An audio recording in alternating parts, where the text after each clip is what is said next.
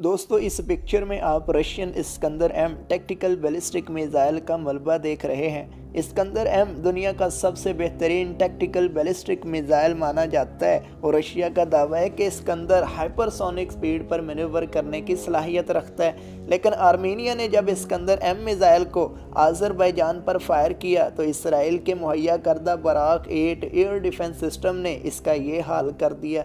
और सिर्फ एक बार नहीं, आर्मीनियन आर्मी के जनरल मोफसस के मुताबिक बराक 8 ने कई बार इस्कंदर मिसाइल को इंटरसेप्ट किया है। आप सोच रहे होंगे कि इस बहस का CM-400 से क्या ताल्लुक है। दोस्तों ताल्लुक तो है। CM-400 को इंडियन नेवी के खिलाफ एयरक्राफ्ट कैरियर किलर के तौर पर मार्केट किया जाता है। चाइना का दावा है कि CM-400 हाइपरसोनिक स्पीड से ट्रैवल कर सकता है और टारगेट के करीब पहुंचकर मैन्यूवर भी लगा सकता है, इसलिए दुश्मन के लिए इसे इंटरसेप्ट करना बहुत ही मुश्किल काम है। अगर हम इन दावों को एक तरफ रखकर हकीकी जंगों में इन हाइपरसोनिक बैलिस्टिक मिसाइल्स की कारकर्दगी का जायजा लें तो नतायज हौसला बख्श नहीं है। रशिया यूक्रेन वॉर में Kinzhal aero ballistic missile Patriot defence systems के खिलाफ बेबस नजर आए हैं। इसी तरह Iskander ballistic missile Armenia Azerbaijan war में बराक 8 को पेनिट्रेट करने में बिल्कुल नाकाम रहे हैं और सबूत आपके सामने है। अगर हम इसी स्टैंडर्ड पर CM-400 को परखें तो नतायज कुछ मुख्तलिफ नहीं होने वाले।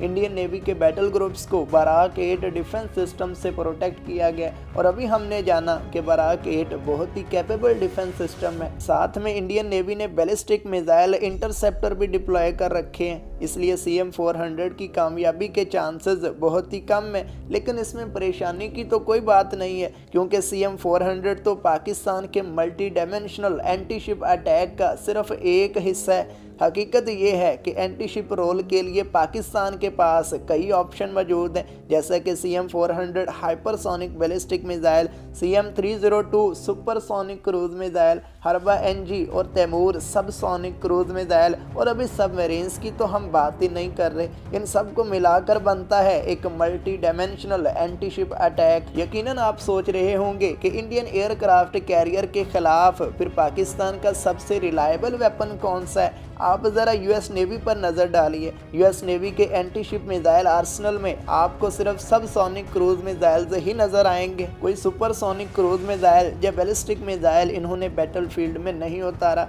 इसकी एक वजह वो ये कि US नेवी दुश्मन के एयरक्राफ्ट कैरियर्स और डिस्ट्रॉयर्स के खिलाफ अपनी सबमरीन्स पर इन्हसार करती है। यानी आप यूँ समझ लीजिए कि एंटी शिप रोल के लिए सबमरीन इनका बुनियादी हथियार है। अब आइए PN की तरफ। इंडियन एयरक्राफ्ट कैरियर्स के खिलाफ PN एक बड़ी सबमरीन फ्लीट खड़ी कर रही है। इस वक्त PN के पास 3 अगोस्टा 90 सबमरीन्स हैं। 8 हंगोर क्लास सबमरीन्स जल्द ही फ्लीट में शामिल होने वाली हैं। इसके अलावा शैलो वाटर अटैक सबमरीन्स का भी प्रोग्राम चल रहा है। सो सबमरीन्स ही आयन के खिलाफ हमारा सबसे बेहतरीन हथियार है। अभी मुस्तकबिल करीब में स्टेल्थ फाइटर जेट्स की इंडक्शन से इन एयरक्राफ्ट कैरियर्स का खतरा मजीद कम हो जाएगा। इस सारी बहस से यही नतीजा निकलता है कि PN ने इंडियन नेवी के खिलाफ एक स्वार्म अटैक स्ट्रेटजी डेवलप कर रखी है। इसमें हाइपरसोनिक, सुपरसोनिक और सबसोनिक मिसाइल्स के अलावा सबमरीन्स और ड्रोन्स भी इक्वेशन का अहम हिस्सा है। आपकी PN की एंटी शिप सलाहियतों के बारे में क्या राय है,